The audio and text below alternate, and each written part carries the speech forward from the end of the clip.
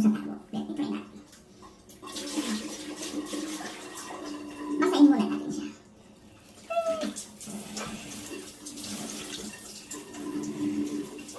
Dahil yung mga nilagay na gel dyan kahapon. Ngayon maglagay na tayo ng shampoo sa tabo.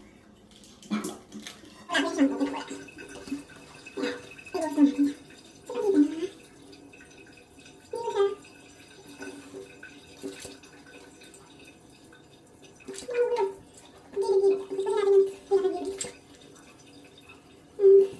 Tapos, para hindi siya mamalo. Itong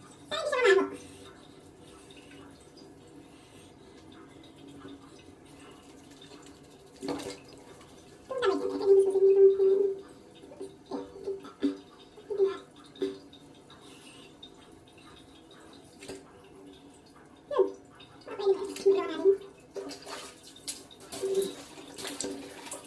termoliguan yan. Hindi naman siya. May natulo-tulo pa. Nilayo ko ng towel. Pinat-dry ko lang siya ng towel. Nung after natin maliguan, okay pa rin.